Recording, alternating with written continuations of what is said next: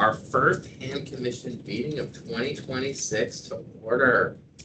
Thanks everyone for being here. We'll go ahead and quickly start with introductions. I'll start with myself. Hi everyone, I'm Dave Rittenberg, Commissioner. To my left, I'm Marvin Johnson, Commissioner. Tim Crossing, Citizen. Citizen. Yeah. Citizen Duke. Frankie Dahl, Commission Staffer. Pat Milkey, Community Development Specialist with CSD. Judge Relay, Community Assistance Program Manager, Safety Development. Valerie Mayhew, Anchorage Health Department, staff for CSD. Lila Taylor, I'm the Housing Services Manager for the Health Department. McKenna Bacon, I am the Research Analyst for the Housing Homelessness Services here at the Health Department. And then online, just going in order as I see them, we got Jessica. Jessica Parks, Commissioner. And we have Laura. Laura Rains, Commissioner. And we have Kimberly. Kimberly White, Program Manager for our Housing and Homelessness Anchorage Health Department. And we have Michelle. Good afternoon, Michelle Baker, Commissioner. All right, thank you everyone for being here. Moving in to the agendas on the other side of the page. Can I get a motion to approve the agenda? And we're thin in the room here, so we'll probably be depending on people online as well. The agenda. Okay, she got it. She got it. Okay, we have a motion to approve from, was that Jessica? Michelle? Michelle. I'll Okay. second though. And a second from Dr. Johnson. Okay, any discussion? Anything we want to move around on the agenda, table, add?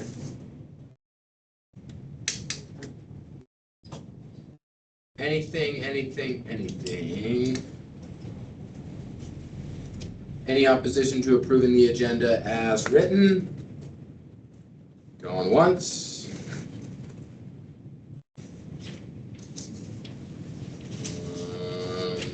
Going twice. And the agenda is approved. Thank you, everybody. Hi, Thea. Thank you for joining us. No, that's okay. And then moving on to the approval of the minutes. Can I get a motion to approve the minutes from the December meeting? I move to approve the minutes. Thank you, Dr. Johnson. Can I get a second online? I'll second. And a second from Laura. Take a moment to look over the minutes. Again, thank you to Frankie for putting them together.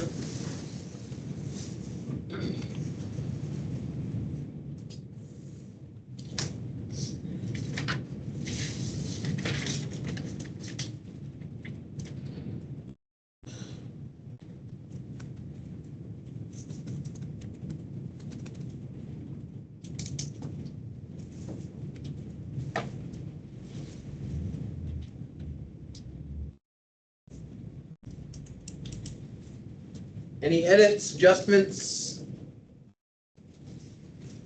I'm seeing head shaking online. That's a good sign. Any opposition to approving the minutes as written? Going once. Going twice, seeing and hearing none. Minutes are approved. Moving on to disclosures. Do we have any disclosures from commissioners? Okay, great. Moving on to an action item. Excellent. I love these. Review and approve changes to the hand commission rules and procedures. You should all have received a handout. Thank you for distributing it. Thank you, Frankie. Yep. Thank you so much. With track changes. Commissioners who are online, the one that is on the agenda packet, the one that's in the agenda packet PDF on the website does not have track changes. It just has highlighted areas where the changes are. If you want one that has track changes, that PDF should be in your emails. Okay, and even though she's not here, I believe it was DeShanae that made these changes, so thank you to her for putting pen to paper and working on this. Any discussion? Do we have a motion? We don't have a motion. So I would entertain a motion to approve the changes to the hand commission rules and procedures. I will make that motion to approve the changes, adopt, whichever one is proper. The changes to the hand commission rules of procedure. And a second. A Second. second. We got a second in the room for from Dr. Johnson. Okay, now we open it for discussion, fun part. Anyone want to start with discussion?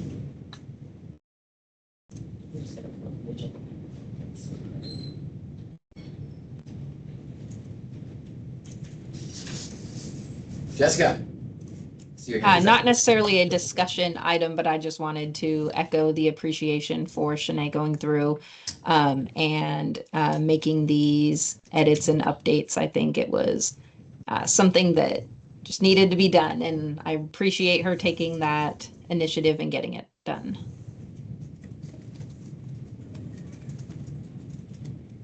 Great. I think my only comments would be under the quorum setting. We have quorum is considered to be a majority. We've established that a quorum is 5. Because our commission has 9 seats. Because it has 9. Would we want to explicitly say instead of a majority, because is it a majority of the filled seats or the majority of the seats The majority that of are the seats. that are available? Yeah. Okay. No matter what, quorum will always be 5 for this commission because there are 9 seats. Okay, so my suggestion here would be rather than say majority, specifically say 5 seats. So I would, oh man, how would Robert's rules want us to do this? What? Move to amend. Okay, can I do a couple of amendments all in one? Okay, so that would be my first thing is instead of saying majority, we just be specific about that and say that's 5 members.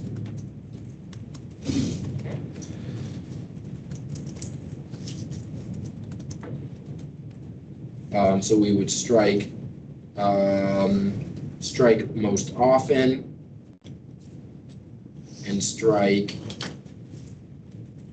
the majority of members within a group or organization and just say the quorum is considered to be 5 commissioners. And then I would also just sort of ask the body's thoughts about requiring we cancel after 10 minutes. I think we're asking my opinion, which I don't know if anyone is, but I'm going to give it anyway. I think I'd rather leave some flexibility in there and have the ability to cancel at the direction of the chair or something like that. Because if we know that, oh, we have 4 people here, but Jessica's going to be a half an hour late, I don't necessarily want to be required to cancel after 10 minutes when we know, so-and-so is going to show up late and give us a quorum. So I like being able to cancel, but not necessarily being required to cancel after 10 minutes. So I would propose that we just strike that cancellation. And I believe elsewhere we say that the meeting can be canceled. But I might be correct there. Or just say, lacking a quorum, a meeting will be canceled at the direction of the chair. Another way to do that would be to have it be implicit, but then you have the option to ignore that if a chair is present. Since something that this talks about as well is if the chair and the vice chair aren't there, then you guys have to elect who the chair is without starting the meeting. Yeah, I think a couple things. I think the the best way to express what David is trying to do here would just, I think, be to say a meeting may be canceled after 10 minutes if the quorum can't be established, subject to the judgment of the chair or something like that. And That. And then, you probably would be best to have some sort of language to address the issue that got brought up, because if you have a set of commissioners that's less than the quorum, it does not include the chair or vice chair. These procedures don't really give you the option, because you're supposed to elect the chair, but you also can't convene the meeting. But you can't convene the meeting without the chair. So is the bigger issue not having a quorum there or not having a chair or vice chair? Not having a quorum, Not having a quorum. because you can't officially take any action, including electing a temporary chair who could convene the meeting. Who could cancel the meeting? So I think what you might want to put is, if there's not a quorum and there's not the chair or vice chair, the meeting's automatically canceled after 10 minutes or something like that. Yeah, but that if the chair or vice chair is there, they have the They option have the or their option. discretion. Jessica asked if just changing the wording from will to may would help that. It would help, but yeah, I think and you don't have to address this explicitly. It just does create an ambiguity there in the event that you don't have a chair or vice chair present. Yeah, just something to think about. So I like what you just said, and striking under quorum, striking will and changing that to may be canceled after 10 minutes if a quorum is not cannot be established. And then if a quorum is not met, several consequences arise. I like the first one, no binding decisions. The meeting cannot make any binding decisions or and any votes taken are invalid. I don't love requiring the meeting to be rescheduled. So I would say we may want to strike that. And we would just skip the meeting that month. I think, I don't necessarily think we must require the meeting to be rescheduled. So I would strike that. And then I think the third line is redundant to the first line. Nullification of actions, the first line says that they cannot take any binding actions and any votes are invalid, and then it nullifies it. So I just think that's redundant. We don't necessarily need that third one, that third bullet point there. So I would propose that we strike that.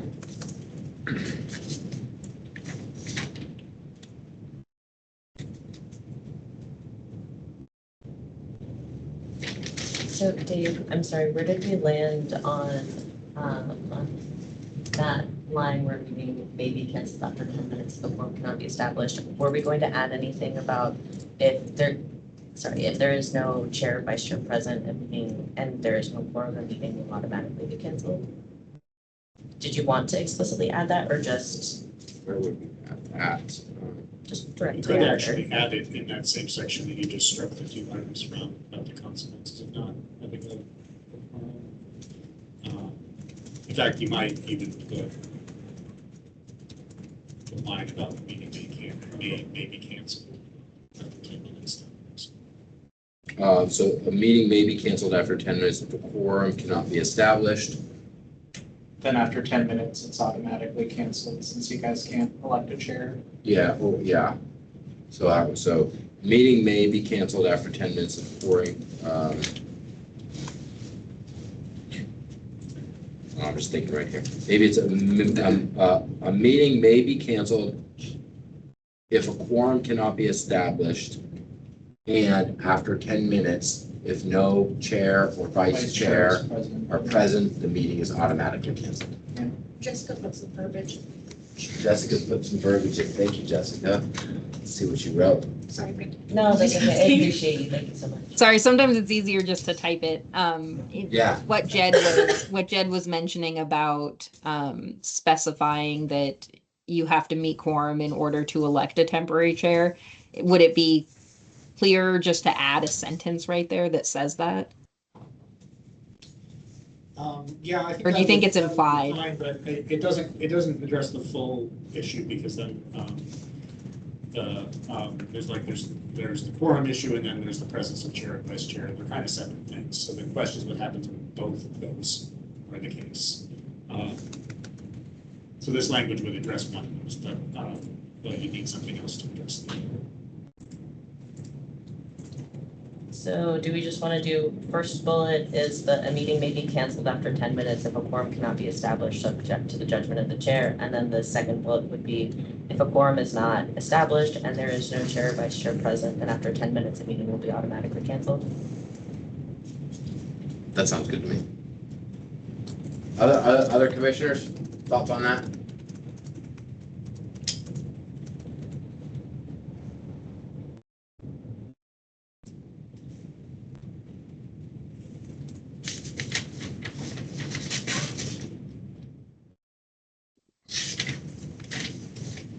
No worries. Hi, Julie.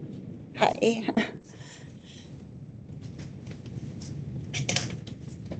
go back to sharing my screen. We're checking the document. I remember.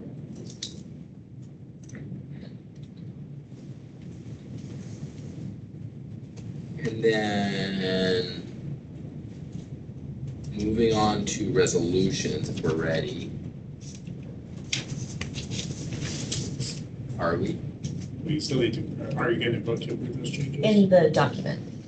Oh, in the Because document. we're doing multiple amendments on. Oh, I see. Yeah. The resolution's heading in the Oh, I see. document.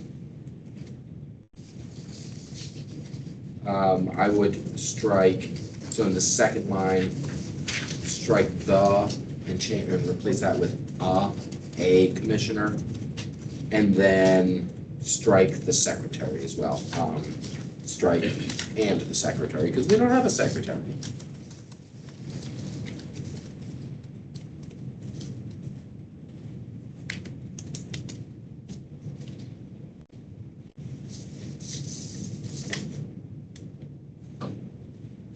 And then other than that, those are all my comments, and I think we're good to go. Okay, then I think you just make a motion to amend it as just described. Yeah, I will, so I would make a motion. No, before you do, there's What? another allusion to a Oh, secretary. yeah, and remove secretary there as well, where Frankie highlighted. Thank you, good catch.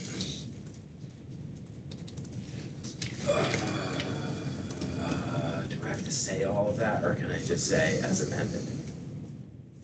I think you have to say that you're. Okay, I'm gonna try and remember all. To amend, you don't have to Yeah. list them all, it's on the record. Yeah, so I would move to amend the original motion? Yeah. The original motion to reflect the changes of specifically stating that a quorum is 5 commissioners instead of a majority. Striking most often.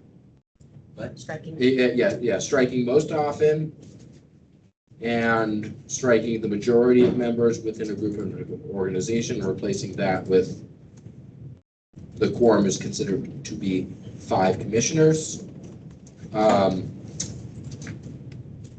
In the next line, striking will for may, replacing it with may, and saying a meeting may be canceled after 10 minutes if a quorum is not established, subject to the judgment of the chair, and adding a line saying a meeting will be canceled if after 10 minutes a quorum is not established and there is no chair or vice chair present.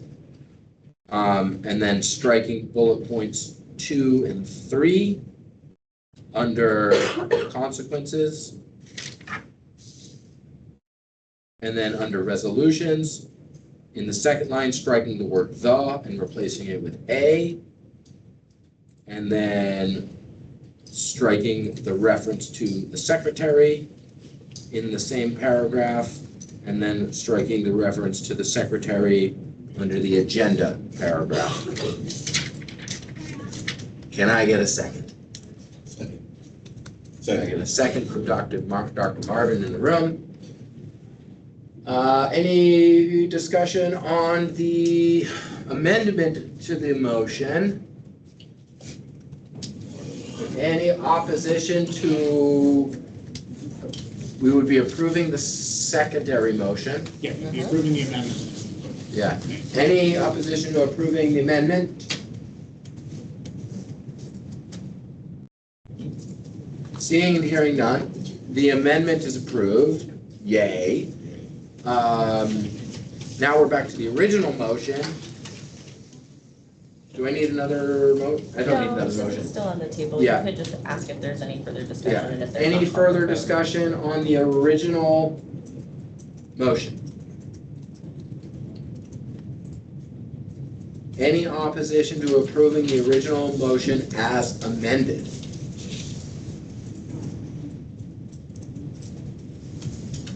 Seeing and hearing none, the original motion is approved as amended. And look at that, commissioners. Another action item under our belt. That's an update to the rules and 2 resolutions. Great job. Way to kick the year off. Thank you, everyone. And again, thank you to Shanae for getting us started on this. Now we're on item F, informational items, ongoing business. We have an update from the mayor's office. Hello, Thea, how are you? Good. I'm good.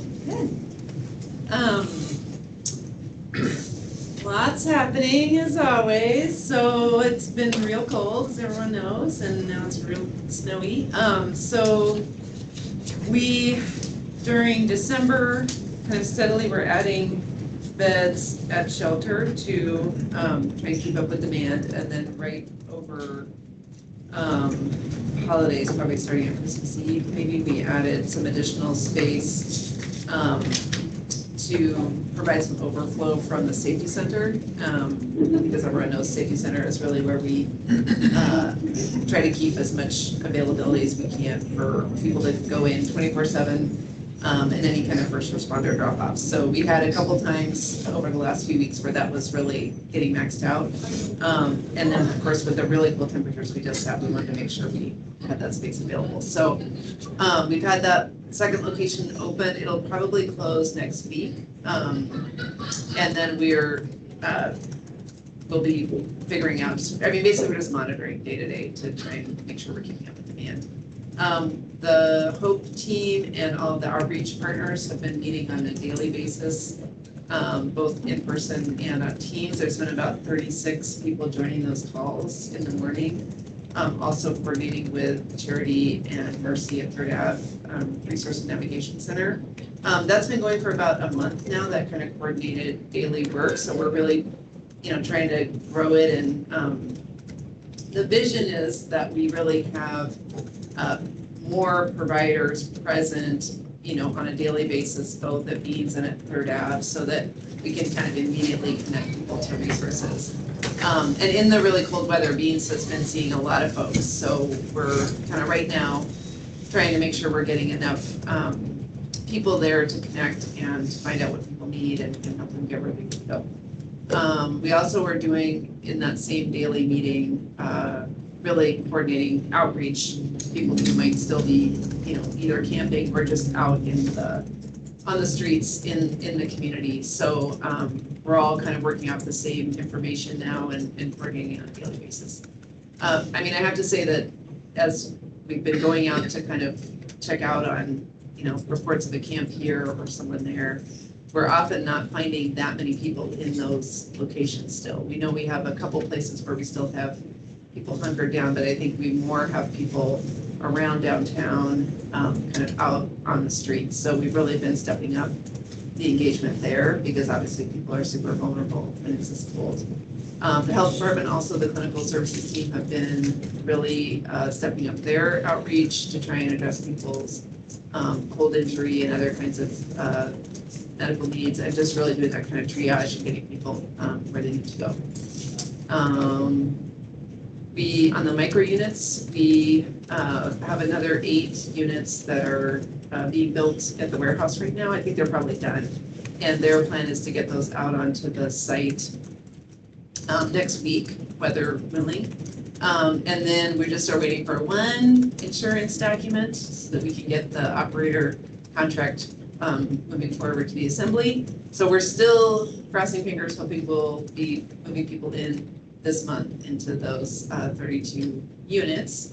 And then from there, having kind of like wrapped up that project, we really want to, reaching out to all our faith community partners, social service partners, whoever might want to also consider adding some micro units at their locations. So we'll be trying to increase that as we go.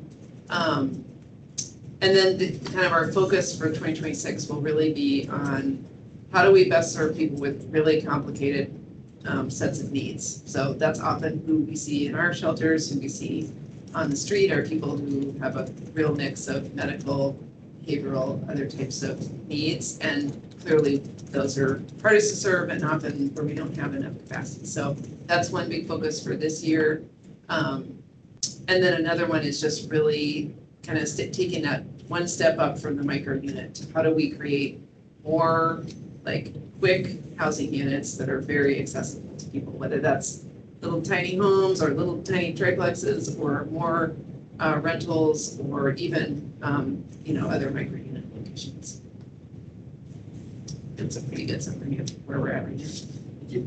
And question, are you still in the confidential negotiations phase, or can you announce who the contractor is? We still are waiting. Okay. This one piece of paper, and then Okay. we'll have our intent to award published, and then everyone will know who it is. Yeah. Okay. Violet can Hopefully we give will us those on have that. in the next couple of days. I spoke with their point of contact today, and they are waiting to get those, I think, 2 or 3 documents from their person. So he's working on it. So Great, he's hoping he'll have it to us like in the next day or 2.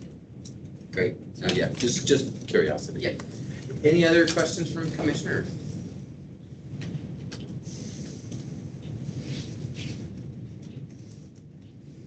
Nothing. All right, we are blazing through this agenda. Update from housing and homelessness. Everything I had, Thea already said, so. Ditto, on the record. All of what she said. Great. Jed?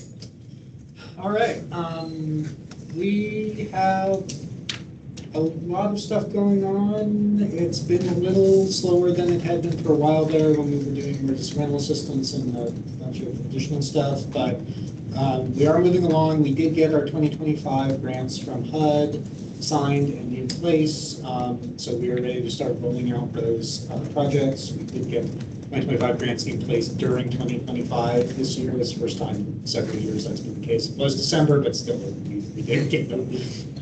So we'll be ready to roll out those projects. Got some exciting stuff in the works for some of that funding, and we are also starting the process of our 2026 action plan. So Thea and I have been talking a little about priority types of projects that we might want to put out RFPs for,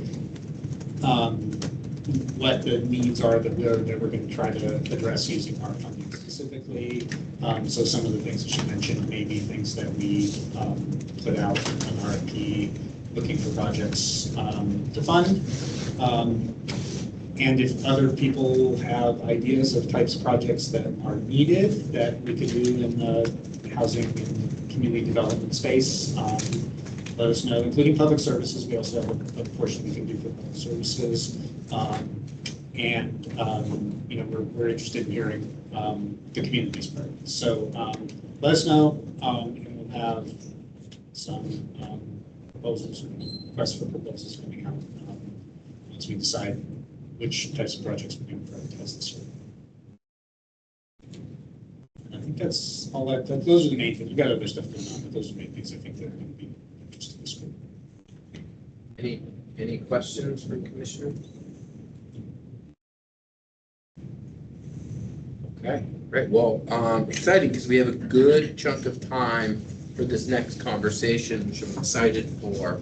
And so I guess I can sort of tee it off mainly by just reading a little handout that we have, and then Thea, I would invite you if you have anything else to add. And the questions, Right here. are they, They're stapled to the very back. okay. Of Commissioner ones, I Oh, I see. am Oh. projecting them Oh, on the there they are. screen. Up on the screen. So there's been a request to get some guidance. You know, from the HAND Commission to the Mayor's office to address basic needs for people who are unhoused, especially those who are unsheltered. Goal being to help people meet their basic needs such as clothing, food, water, and make connections to resources to meet other needs such as shelter, treatment, and housing. And so there's a number of questions posed in front of the commission right now that I'm excited to discuss. One, which locations and ways of distribution are best to connect with people who are unsheltered? Two, are there privately owned locations that can host pop-ups or other community events? Three, what can help coordinate who can help coordinate the many groups that would like to donate and distribute supplies, food, and other resources? And four, coordinated outreach, Beans, 3RNC, Safety Center, and MOA-operated shelters. It's a network that connects to housing, treatment, and shelter. So how do we best connect people to this network? So what I would like to kind of structure this conversation a little bit is one, first sort of go around and give commissioners an opportunity to provide their initial answers to this question. And then we have some members of the public here that if those members would like to weigh in on those questions, give them an opportunity to do so at that time, and then bring the conversation back to commissioners after we hear from Jamie, if you have something you'd like to say, or Duke as well, and then sort of bring that back to sort of commissioner discussion, and we have time maybe open it up a little bit more at the end. So that's kind of what I was thinking for a format, but that's only one person's idea, and I'm open to if anyone else has thoughts on that.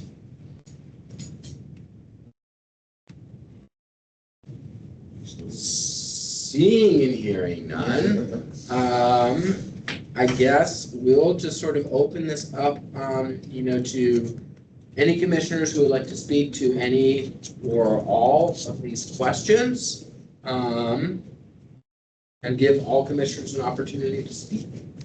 And then open it up to some of our members of the public, and then bring it back. So, who wants to kick us off? I can start. Thank you. All right, good. So I really didn't focus on the questions. I know we got them, but I was focusing on the basic needs and just kind of hearing from the folks that kind of live out there. They're looking for basic needs of really more porta potties out there. Of course, all kind of warm weather gear, socks, gloves, etc. And then a major thing that they talk about is just security of their items and stuff like that. So I don't know how we do that, but I'm just saying that that's a need out there. And I was working with ANAC to see about expanding a mobile medical unit, because a lot of them probably need to sit out there and stuff like that. So, and that's all I got. So I like to address these questions here.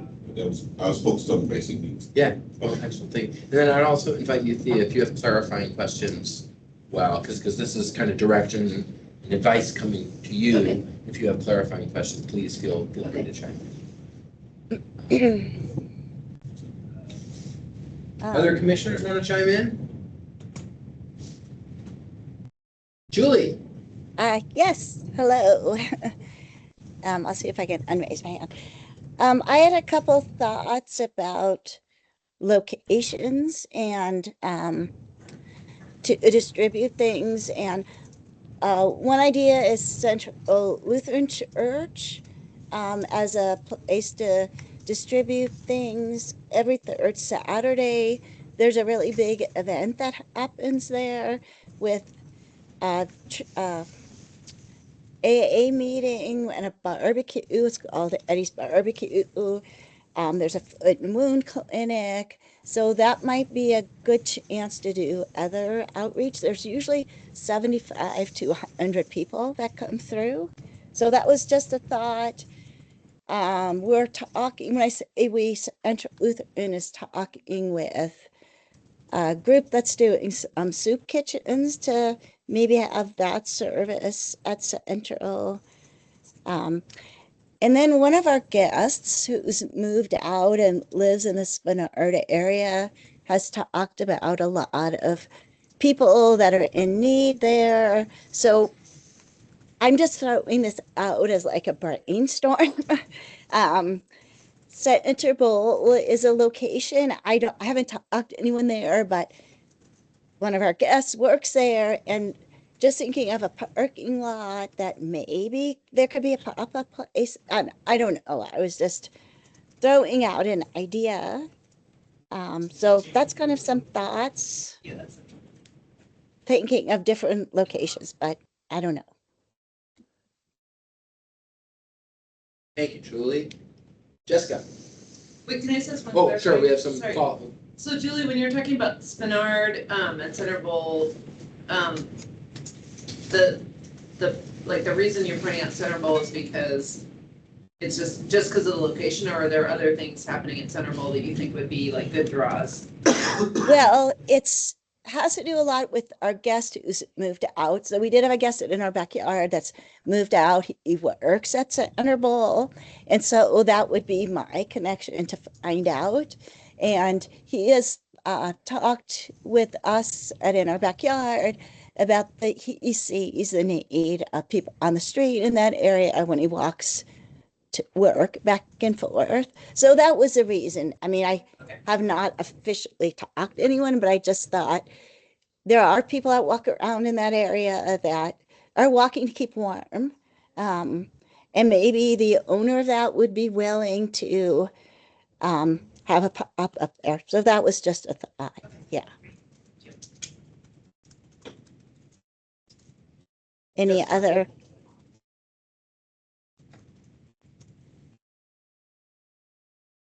No, sorry. Thank you, Julie. Okay.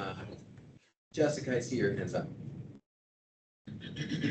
Say that from a couple summers ago when we were doing a lot of pop-ups throughout the summer and then like I guess spring and fall too. Finding a location to host them wasn't usually the problem. Like very rarely did I get told no. When I was looking for a place to have a pop-up, it was much more likely that we would have too many people that wanted to don't like it was the coordination side that was the real challenge. Finding the locations wasn't as big of a challenge there. I really think some of the problems with the coordination. Oh, can everyone else hear me? Yep. Shoot. I'm sorry, Julie. But I think a big part of it is that coordination. We've been doing some of it right now with people who have things that they want to donate and they're not sure where to take them. We keep a list of places where people can donate items, in terms of these places are clothing closets, these places are shelters that need blankets, like that kind of running list. And if someone doesn't know, they can just drop it off here and we sort through it and give it to someone. But that's not something we could really do sustainably as the coalition. So I think figuring out how you have the central location where people drop things off, coordinating someone to sort through them, As many times as you tell people things need to be clean and gently used, you're going to get dirty, stained, ripped, gross things. You're going to have to go through it and, throw some things away. And then figuring out how to get it to the pop-up or to the location that's distributing it. And that I think is where the gap is finding the location and the coordination of that. Thank you, Jessica. Any questions? Any other commissioners? Laura, and I think I saw Dishney up on. Okay, I can stop sharing. Yes, I'm here. And Michelle. Hi, Michelle. Go ahead. Sorry, I'm trying to unmute myself. In terms of location, as a provider agency, when I reached out to some of our programs, in terms of locations, I know that some of you have spoken to distribution sites and the coordination. But some of the recommendations from provider agencies were places like the Soup Kitchen, the Third Avenue Resource Center, Brother Francis, Covey, and places like that where customers can go to, pick up some of these basic needs. And I don't know if this would work for these organizations, but from a provider's perspective, these are the top places that came to mind for provider agencies.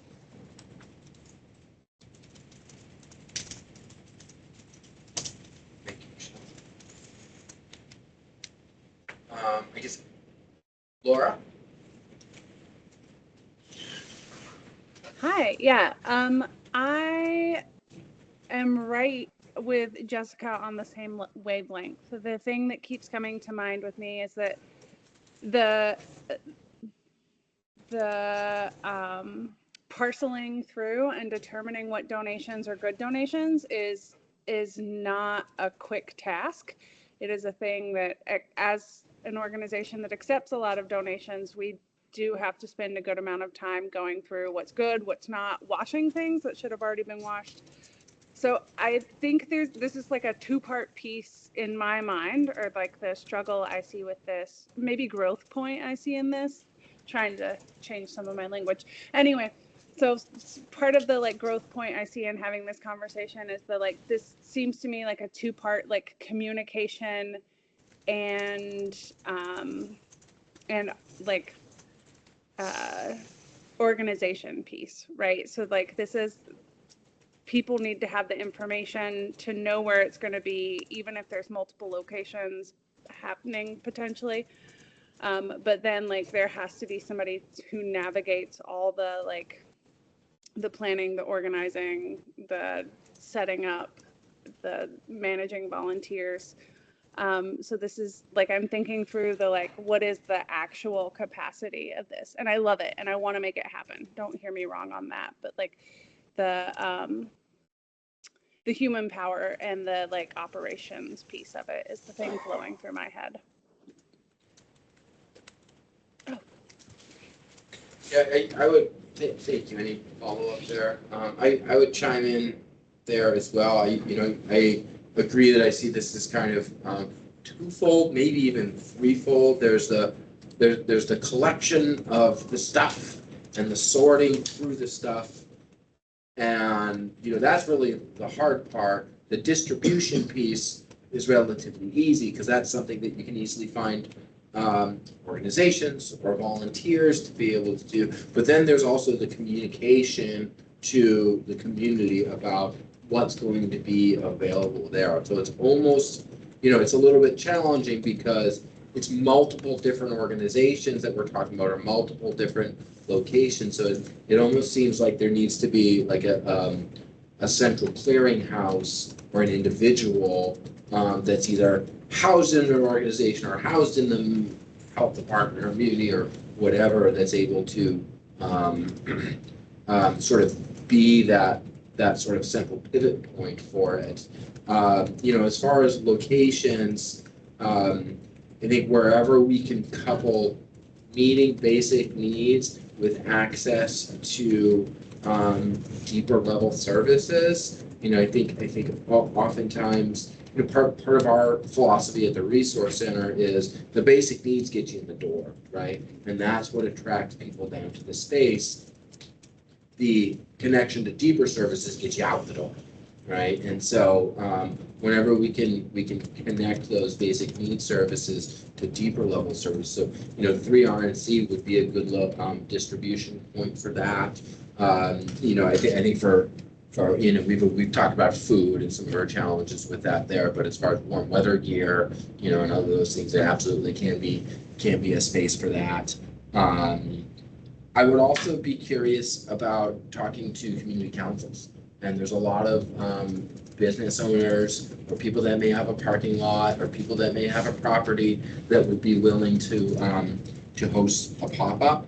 I think I kind of already talked about who can help coordinate the groups. Like that's the rub. That's the hard part is CSS can coordinate the stuff for CSS, and ACAH can coordinate the stuff for ACAH, and the web can coordinate the stuff for the web. But if there's something that's sort of like rolling or moving to different locations, you need kind of like an independent person that's going to be able to say, this group's going to the web today, and then they're going to 3RNC tomorrow, and they're going to ACH the next day. And so that's that. I think if we can solve that issue, that's the person that connects with Duke and says, Duke, here's where you can go and serve food the next day.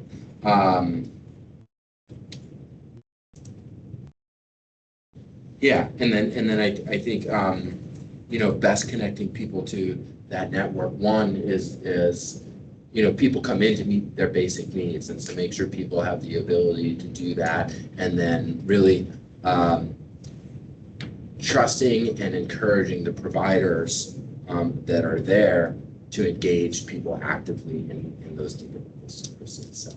So that would be sort of my take there. And then we have Shanae. Thanks. Can you guys hear me? So I guess I had a question. So are we looking for, and I saw the questions that were listed out there. Are we looking for, because I thought the navigation center handled a lot of the things other than the collection of items. Are we looking, I guess I was a little, I have a question on what exactly are we looking for? Or what is the question regarding? Additional locations that are not available today? What exactly is the question? And I guess that would be out to Thea. Do you want to just start with what 3RNC can and can't do? Yeah, sure. Part of the answer. Yeah, I think it'll start with 3RNC it's a hub for people to access multiple services all under one roof. We have a menu of services there from being able to charge your phone and take a shower, and like those are kind of the basic needs services that get people in the door. And then we have connection to partners. I think as far as some of this like cold weather gear and distribution of supplies, that's definitely something that's up our alley. Where we kind of come up with our limit is in becoming a food security site and doing feeding. That was one of the agreements that we made with the neighborhood when we opened up 3RNC, that becoming a warming center, providing regular meals there, or putting shelter beds. It's kind of a non-starter for the Fairview Community Council and that neighborhood there. And so that was part of the agreement that we entered in with them about opening 3RNC. I think, and I'll take a stab at the question and then ask you to chime in. The question is, there's lots of individuals in the community that want to help, but right now it's kind of scattered, right? We have groups that are serving meals, and we have groups that are showing up and trying to distribute food or cold weather gear, and there's no there's a lot of energy and effort and goodwill, and we will get much farther and be more effective if we're able to coordinate it in a way that really gets the most bang for it. Yeah, because I think there's a lot of people, and there's all different kinds of people that want to help with different levels of skill and different levels of comfort. So there's a fair number of people who contact me who, you know, they're maybe part of a congregation. There's a lot of people interested in being supportive, but they're not skilled or comfortable going and actually doing like the work that like Jamie does, or that, you know, the Duke's group does, like, or that any of you do. Like, that's not their area. But how do I channel all the goodwill and energy and resources that they have into the network that can get them to the people that actually need it? Because otherwise, I think what happens, I think as we all know, it seems like it should be real simple to help people, but it's not. Like, there's a lot of ways it can go wrong. Yeah. And I mean, I think we're always trying to figure out that conundrum, right? And so I think sometimes when people with really good intentions are doing things, they also can be, I mean, there's just 100 ways things go wrong sometimes. So, and I don't mean for the people doing the good, I mean sometimes for the people that are trying to help, like it can just go south. So I guess that's I think my reason for bringing all these questions to you is really like, what's the best way for me to respond? And it's not just me, but other people, you know, like Kim Waller, our chief equity officer, gets a lot of these, you know, this interest, and we've generated a lot too. We've gone out and asked faith communities, like, how do you want to be engaged? Like, how can you be engaged? And we have some suggestions for them. We would like them to do micro units. We would like them to, you know, do designated parking, for example, or even emergency shelter. Like, we have a way for them to do that. But sometimes they come back to us and say, well, actually, really what we want to do is hand out emergency packs, or we've got gloves, you know. And so how do I best connect those folks with the people who really actually need the things that they're getting? That's my conundrum. Yeah, I want to pause at this point and give an opportunity for Jamie and Duke to chime in. To either one of you want to contribute to the conversation? Given permission. Couple of pages back, there's a couple of things that I don't really want to contradict what has been said, but I will explain myself. A center drop-off point probably would work on some level, but I'll give an example. Like at a warm-up center, Judith Mack helps me with a lot of clothing, and she's gone into the warm-up center where they keep all the clothes, and she opens the door, and there are these big piles of garbage bags full of clothes of various assortments and stuff. It's a mess because they've allowed people to go in there and they kind of just do this, and there's no order to it. The people that work there either are not, you know, staffed decently to sort of organize it. And so it's kind of a waste. And I'll do another example. At Centennial Park, the community was coming out to the campground, giving tents and sleeping bags and other clothing and food and all kinds of stuff. It was getting to the campers. Salvation Army came in there and said, oh, stop coming out here and giving them stuff. We've got to take it to our donation center. Well, they take it to the donation center, and then all of a sudden, lo and behold, none of this stuff was coming back to the campground, you know? And in your situation, when people are enthusiastic about it, I think mutual aid has its points. You know, there are 45 people signed up to my volunteer. We have the WhatsApp and a group chat, and we communicate through that, and we also have a kind of a shared Google Doc that we organize who's bringing what to our 2 days of feeding people at the Lutheran Food Bank and on Sundays at the town square. There is an issue with distribution. Like you can't walk through my living room right now because we got mass donations of coats and other items that we are divvying out and people are coming forward. I have had some bad donations, but for the most part, people bring me good stuff. And this is another issue. It's like people make the party, all right? So if you just invite the public, bring your stuff, you're gonna get a lot of bad actors. And they should be grateful for this, Holy Soccer did give them or whatever. And a lot of people have this attitude, and so in our organization, we're about generosity and about quality and so we have a higher standard. We're not limited to any budget. It's like we go over and beyond. We have half and half for the coffee. We have good coffee. We've got good ingredients, and that's an important thing to us. And it doesn't cost anyone a dime. Getting bang for your buck, it kind of reminds me of a pragmatic mindset. Pragmatism seems to, well, that makes sense, that's rational. Well, a lot of times, you fix one thing, you break another. And you have to give people freedom to do what they want and to plug in the way they want. So the first tenet is stop telling people what to do and let them find their niche in the process. And then take their energy, like some people have pile fabric, other people know how to sew. We have teams of people making hats and neck warmers, somebody has meat, they don't cook, but somebody, makes soup, that kind of thing. So we partner people with each other. And, when people serve, they change their mind about not wanting to serve because that's really the best part of it, is the being out there and meeting the people and understanding what their situation is. And that, to me, I think is probably the most redeeming quality of this work, is going out there and getting away from the rhetoric of it, going out there and seeing, the lived experience. So,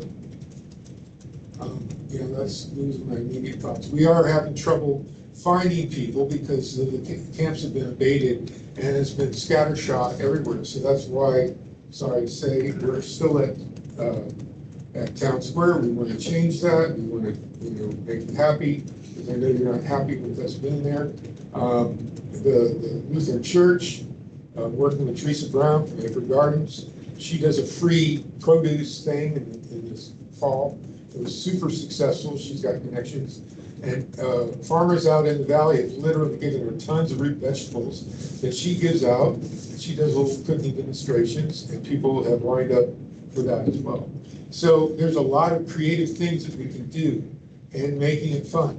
But here's number one. Nobody wants homeless people around their place, right? You say it's an easy thing to define locations. It's not. Well, the Town Square is one example.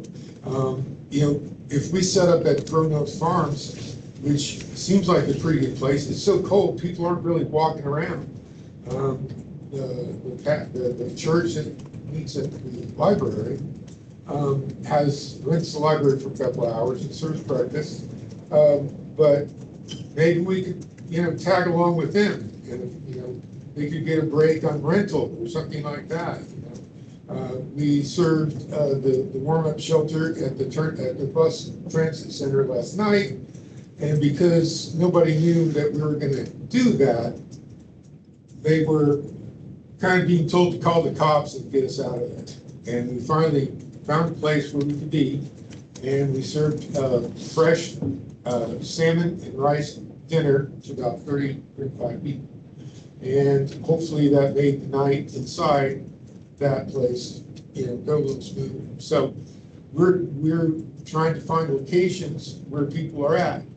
If we went to the Park Strip, we may not find the people. We went to Lutheran Church third Thursday, is that right?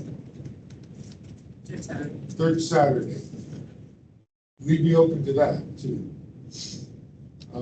But that is kind of an issue for us because we have so many people wanting to help, and we've got a lot of food on next to it. And I feel like, just, can I respond to that? Yeah, yes, Yeah, please. I mean, I feel like, just like connecting some of the things that people are talking about, like, I 100% agree that people are making their own choices. And the, kind of system that we're trying to manage, part of the, like, values embedded in it, in my mind, is we're trying to create multiple different options and pathways. Because in the end, people are going to choose what they're going to choose to do. But I think we're all making our choices within a set of conditions, right? So, the reason Town Square is a little bit problematic is partly because over the last, I guess all the way through last summer, so maybe the last 6 months or so, as like both outreach teams, but also the park ambassadors and others, like really engaged with the people that were hanging out at Town Square every day, what we learned was there was like some real kind of dangerous criminal behavior that was like coming to them there. And different things happened. Somebody got arrested, not one of the people at Town Square, but one of the criminals got arrested, and that actually changed the environment there. And then people said they wanted to not be there as much. So I think part of what I'm trying to get at inarticulately is, like, I think we want to be mindful about where we're drawing people to, because sometimes we're attracting people to places where people that are going to prey on them will come. And that is a constant pattern. So, I mean, that's in a way what really spurred on a lot of the abatement also is because, for example, Davis became really unsafe to the point where all of the outreach teams wouldn't go in there anymore. And I mean, not everybody, I mean, Jamie was still going, the whole team would still go, but like a lot of people wouldn't go into the park anymore. And it wasn't a good scene there. Yeah, so I mean, I guess. I understand Yeah. that, but at the same time, if not the Town Square, and we find like a physical place somewhere else, then the people might go to the park strip, but then we're out in the wind. Yep. And not really I know that that's. protected. We're only there for an hour. Yeah, so that's what hour and a I'm half. wondering actually, is like with all this is like, you just mentioned a church renting Mountain View Library. Is that what you're talking about? The library, Yeah. they And have to buy a security guard. Like, I wonder if we can we do a pop-up at, Spinard Rec in the parking lot? Or can we do one at the library in the common room? Or, can we actually use some municipal services? And I think the thing for, like on the municipality side is just, is there somebody there organizing and kind of like caring for the space and the scene? And church is paying for the security guard, and I think they're also paying the rent for those 2 hours. Right, I mean, and I feel like that's something we could work on. Like, Yeah, that obviously would be a great, that rent that would is, be an easy they thing can work on that. to give them some, because they're looking to have a place. But what happens is one of the, or 2 of the people in the congregation make breakfast. Well, They this lay is it, Pastor Phil's church. yes. Oh, got it, They lay okay. it all out, and then by, a lot of people come in just for the breakfast. And the problem with me is I'm not ready, I can't be there earlier in the day, so 2:30. So if we were able to kind of extend that into a lunch, then it would be easier for our crew to sort of help us with that. And that would, I think, as long as people come, because we can feed 100 to 150 people. And if 20 people come, it's a kind of overkill. And it's happened a few times, but most of the time we think we always bring too much, but we always end up with nothing. So it feels like there's a lot of irons in the fire. People are helping. It's not a criticism to what's being done. It's just that somehow, we never announce when we come. We never announce anything. We just come, and all of a sudden, boom, they're there. And once they're fed, then they go off. And a couple of people hang out, but it's like when they get what they want, then they're off doing whatever they're doing. But just people have responded really well. I was just on my scooter by myself in October, and within a few weeks, when the Westerners came, I started bringing the van and one other person. And then all of a sudden, in a couple of weeks, we had 2 dozen, 4 dozen, people. So, and they're all extremely capable and willing. Like you were kind of talking about, people do want, and I do think it's going to be the thing that wins our community, because things happen positively on both sides of the table. You know, obviously we're feeding people, but there's a real strong depression going on in our community because they see this stuff and they want to do something about it. And it seems like it's a little bit of a trick to engage into the action. Thank you. Good questions for Duke?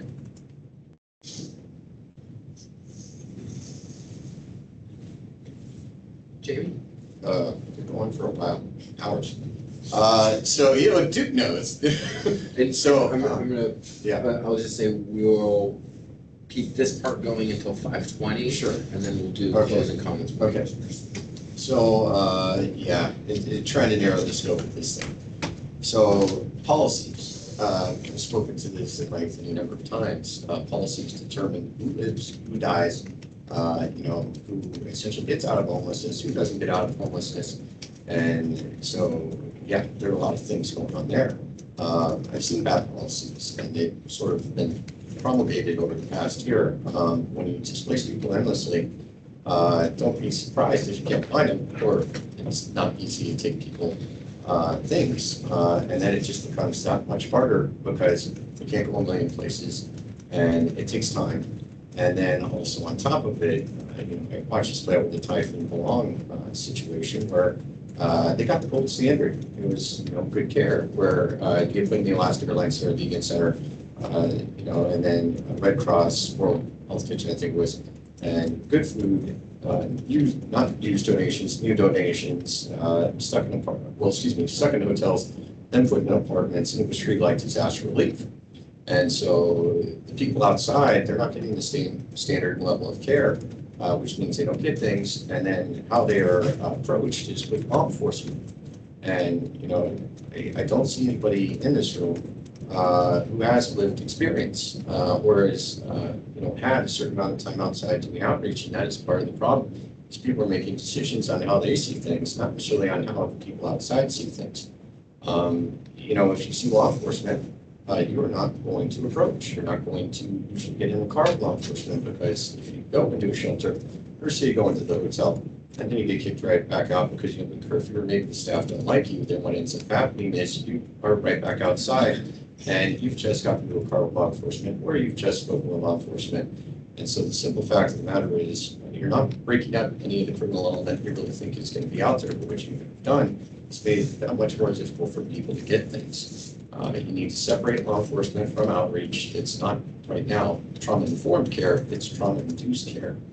And that is part of the problem. Is you need the Acres Health Department, you need the fire department leading somebody who's not a threat to the people out there, and you have to pay people to do outreach and not expect a free lunch. This takes time, it takes energy, it takes money, it takes resources, and you need to be able to manage it. And I was doing essentially 12 to 14 to 15-hour days when means was handing me 130 to 170 meals a day, and I was only getting to certain sections of the town getting people meals.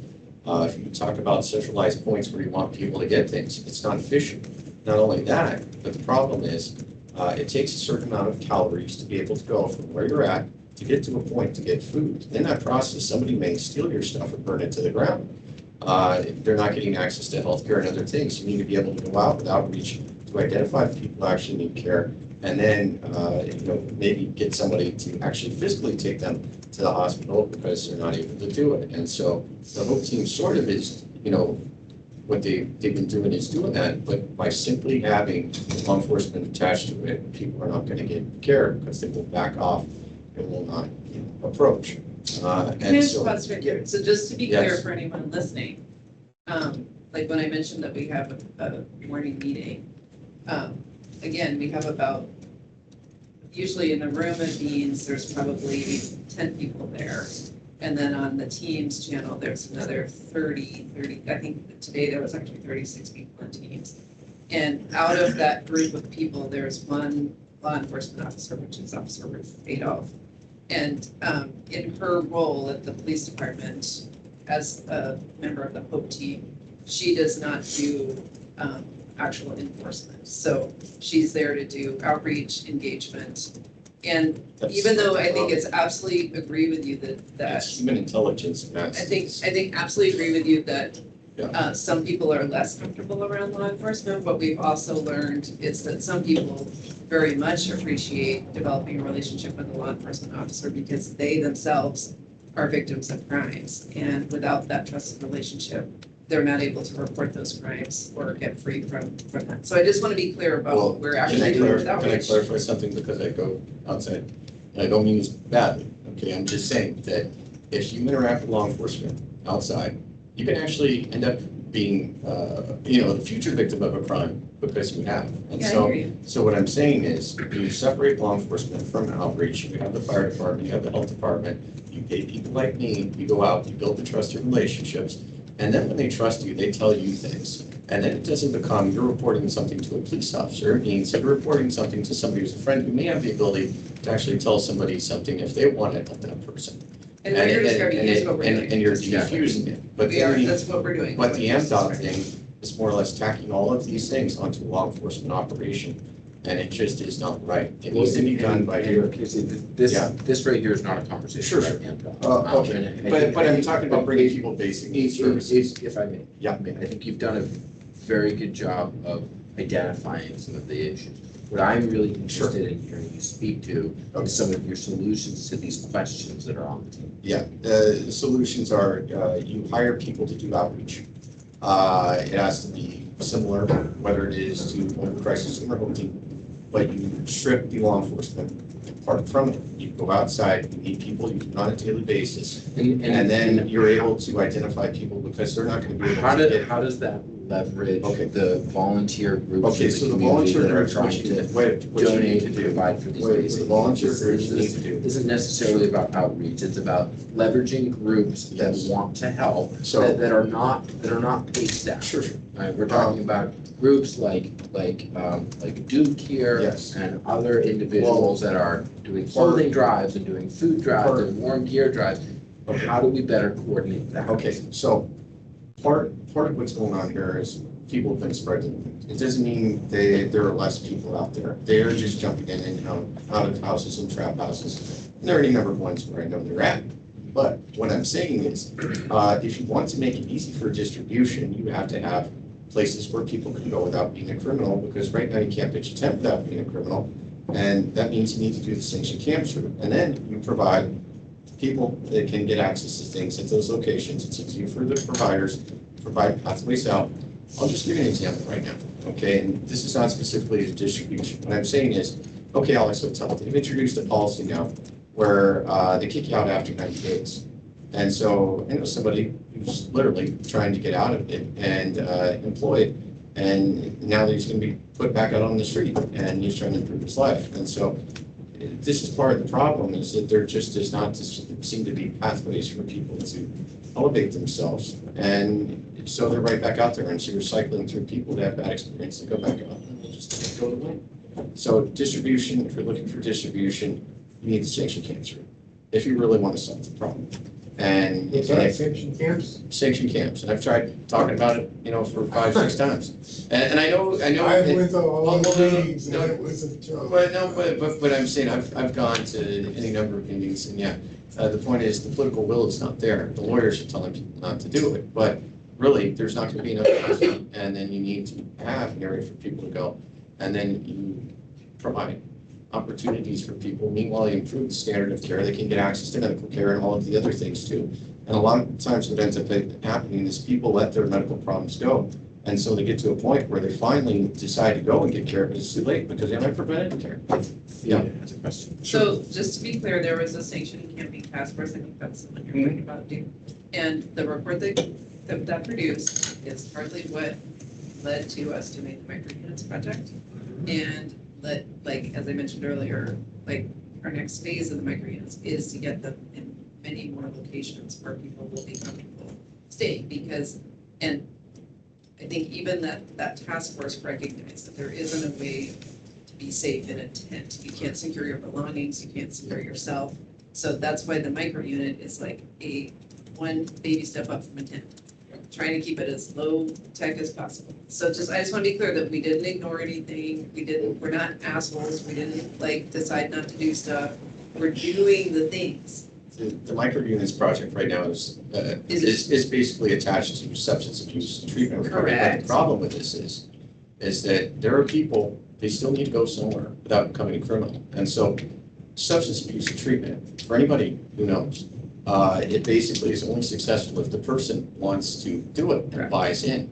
And so if you're saying that you can't get housed without doing substance abuse treatment, then they don't go, then they stay outside. It's an option for people. Sure, It's one of many, many options. But the point is that there are going to be people that are not going to reintegrate back into society, and they need to go somewhere, whether it's for lack of education, you have a criminal background or something. A lot of times these problems start out and they're born by poverty and lack of economic opportunity. But anyways, We're at 5:20. Right. Just want to say, I totally agree and understand that the current, like our microunit project is a treatment program, that's not low barrier. But the point of doing it was to demonstrate to the community that it is quick and cheap to build a microunit that can do what Julie's project does, and that there are lots of opportunities. So if you're somebody that can serve people who are the type of folks you're talking about, Jamie, then please, like, talk to me. I'll even try and get the money from somebody to buy those microunits, to put them in your parking lot so that you can serve those people. So all right, I'm not talking about you specifically, but anybody that you know, and I'm actively beating those bushes. So again, I guess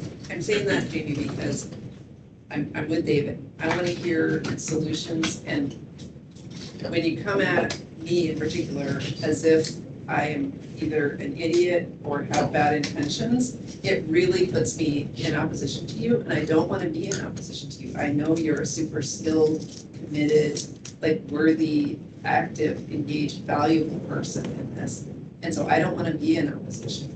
And I am totally different from you in many ways, but I'm also a valuable person in this group. So if you can come at me with a sense of mutual value, even if we disagree on many things, I will happily 100% work with you and try to make the things happen. To be clear, I never said anything regarding, I never said the word idiot in any particular way, and I don't. But do you hear how it says I that? don't. We're I think I have the right to respond. We're gonna end the conversation there. We can talk about that. Well, Okay. just, We can talk about I that. never Jamie, said anything like that. we're gonna end the conversation Okay. there. Yeah. Okay, thank you. All right. Really appreciate the feedback. I'm gonna go back around to commissioners and see if they have any closing thoughts or closing comments on the questions posed in front of the commission right now.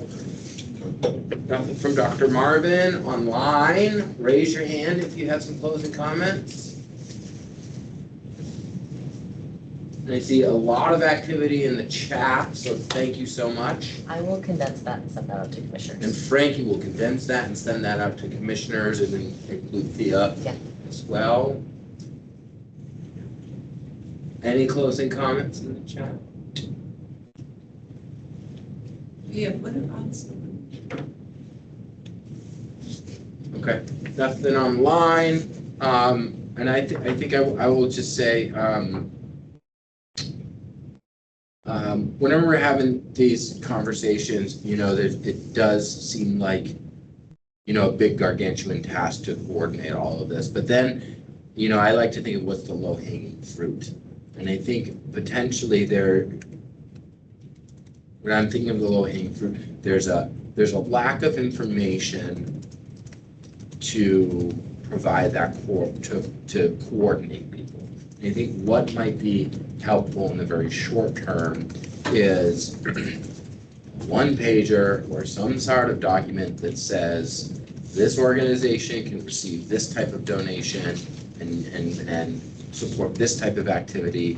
This organization can do X, Y, and Z, and this organization can do, you know, A, B, and C. And I think for you, Thea, that might be something that you could point to, rather than you having to do the coordination yourself. You know, if there's some sort of directory of, you know, 3RNC can take this donation and do this. The coalition is able to do this. The Salvation Army does this, because right now all of that exists on everybody's individual websites, and the person that is just trying to do the thing that's trying to help and calling the muni, you all may not be armed with that information. So I think potentially some of the low-hanging fruit would be to collect all that information and put it into one place. And when someone calls a muni and says, I got clothes I want to go distribute, you can connect them with one of the organizations that would be able to do that. I think there's a longer conversation around that, but I always like to try to get to at least a little bit of an action item out of some of these conversations, and we have a comment on that. Yeah, first of all, I'll volunteer to do the one pager. Yay! Second of all, my thought is like a mini needs survey of sharing it out on all the different community sites and be like, hey, are you an organization that accepts or distributes donations? If so, who, what, when, where, why, how? And then take that information and we can compile it into it probably won't be one page, but a condensed document that we can then mass distribute as a whole to start with and see where that leads us. Yeah, I think the biggest thing though is just the connecting it to the people that actually need it. I mean, I don't think there's actually a problem with like 3RNC and even our shelters receiving donations. Like we kind of have that mapped. I mean, as part of our, all of this stuff. Yeah. We're all the time. I mean, Jessica and Kenny have been working on that, and so to me it's a little bit trickier. It's really more about the people who aren't coming to 3RNC. Like right now we've got a lot of people coming to Beans, and many of those folks, not many, some of them aren't coming to your campus, David, right? It's like there's different levels of comfort with different locations. And I think that's why the pop-ups, or like Jamie's saying, like actually going out is really important also. And so I think that's still where I'm a little bit stuck. Like I don't think the problem is that, like we can always send a church to send stuff to David. Like that's not a big deal. But it's about connecting with the people that aren't coming. Yeah, like I mean, I guess what I love the thought around like how can we add on to like what Pastor Phil is doing, or like are there other muni locations that we could do pop-ups, or like how can we maximize what Central Lutheran's doing, or if there's other places that we're just not getting to, because like everyone's saying people don't move around as much in the winter. Well, like how can we get stuff out there? Our group can shape shift, so if we go to St. Francis, 120 people, we can provide food for that many. Go downtown, it's only 30 or 40 or 50, we can do that too. I just received 80 brand new coats. I'm not bringing all 80 coats to these places, and because they hoard stuff and whatever, and give the items to who needs them, and you kind of judiciously sort this stuff out, and that's part of I think the art of it is to not over provide, just like let it rain gloves when you don't need to. Thank you, Jessica. You had your hand up for a microsecond. I put it in the chat too, but I think so. Maybe I think that was McKenna talking. Maybe a second one pager is the places that are already out there. So, the dates and times that different clothing closets are open or food pantries are open or things like that. And then from there, figuring out where the gaps are. So is there a certain area of town that doesn't ever have a clothing distribution? Or is there a certain day that never has a clothing distribution? Or is there a certain type of item that's not getting distributed? And then agree with Jamie, and I think Theo was saying it too, like getting it out the rest of the way. So is that a rotating pop-up? Like I love the idea of the library, having locations that are in areas that maybe are more accessible to people who are unsheltered, that aren't necessarily all the way to their tent. Because I think outreach should be filling that gap. Outreach should be getting all the way out to someone's tent and gathering that information about what do they need, how do we get it to them. And maybe that's outreach team members going to these clothing closets and saying, I have a person who needs size 34, 32 pants. Let me go find 5 pairs of them. I think the other thing that I've been realizing recently is that we need. We need a motion to extend by 5 minutes. Well, I think you also need to consider whether or not there's going to be public comment or commissioner comments. Is that will? I believe we've satisfied the Okay. I'd like to say something at the end, so I got to. Extend by 10 minutes. Can I get a motion to extend by 10 minutes? I'll move to extend the meeting by 10 minutes to 5:40. Second. Any opposition? Okay, motion passes.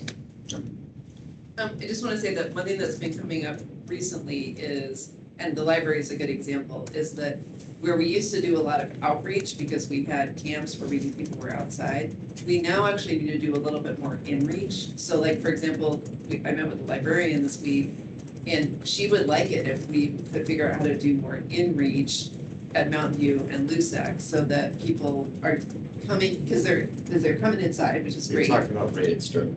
What's that? Ray at Sterling. No, I'm talking. Yeah, you said Mountain View Library. Please. Anyway, I'm just saying, yeah, anyway, so. You should talk to her. Okay, so I guess where I'm headed with that is that I think the really key thing, or something that you said, Duke, earlier, which is like, part of this is really about mending community. And then David also said, basic needs get you in the door, connections to care get you out the door. I guess that's one of the key pieces for me that was in those questions I sent, was that I want the basic need to also be an opportunity to get the pathway to all the other things, treatment, shelter, housing, micro units, like whatever we can make available. And so that's important to me too, that we're not just doing the immediate, but we're doing that kind of mending and connecting. Thank you. Shanae? I like the idea that Jessica brought up, and I think having that second page, and I really think sponsorship is the way to go. That spread it around the community, just say what you need, come up with a date that you need it, and I think using that same approach that we used to use with the cold weather shelter. If you say we need X, Y, and Z on this date, have a sponsor, an organization come and sponsor that date for whatever that is that you need. Let them coordinate whatever it is and say, will you do this on this date?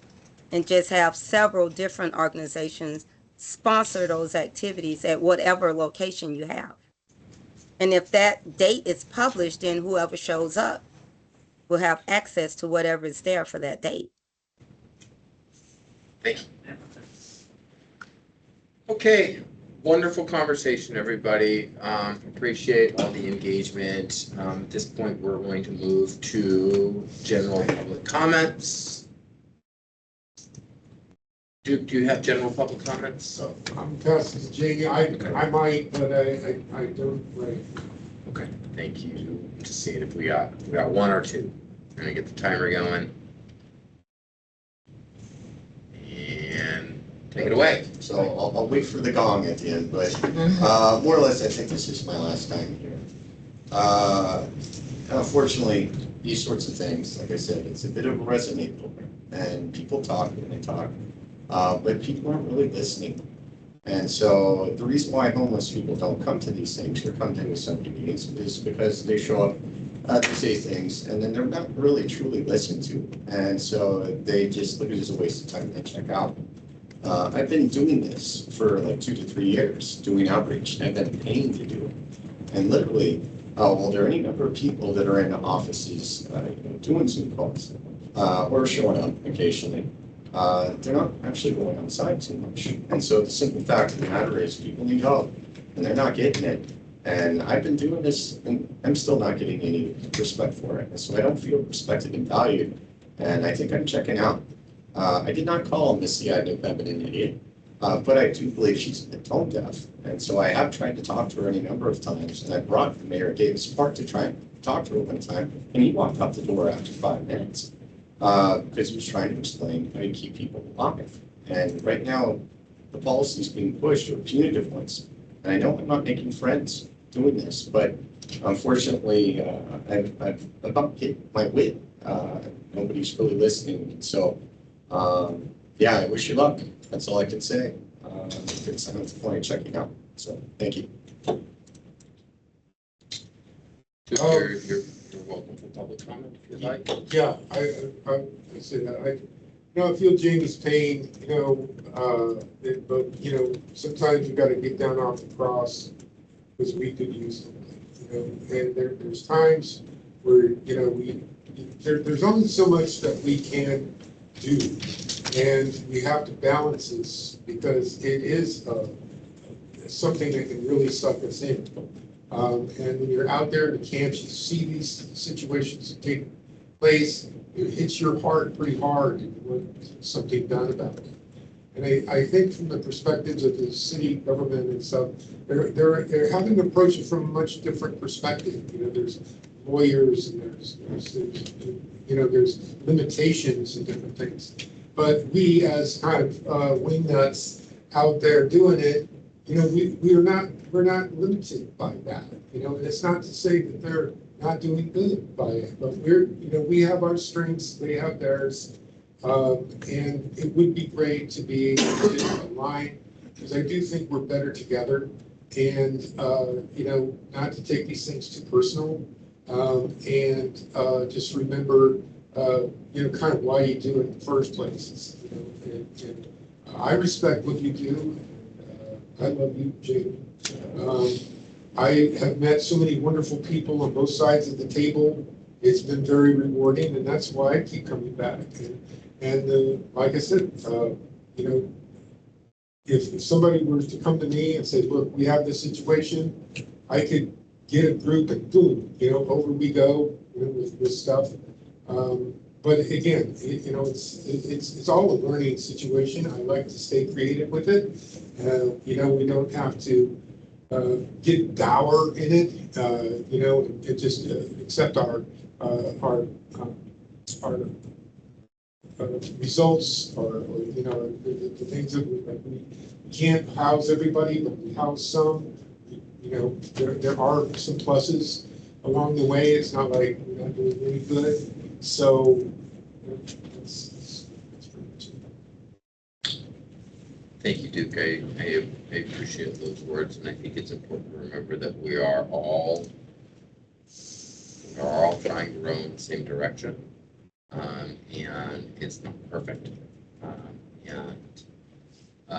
Some entities and organizations don't have the ability to be as nimble as others.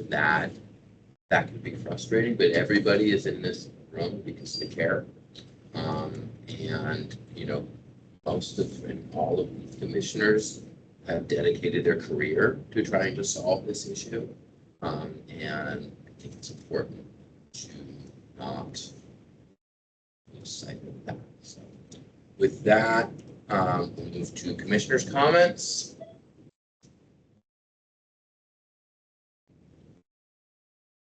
Anything online? We have no reports. And that we are at time, so we will go ahead and adjourn. Thank you, everybody. We'll see you again on February 4th. Thanks so much for this really valuable input. Thank you. Appreciate it. Yeah. Take care.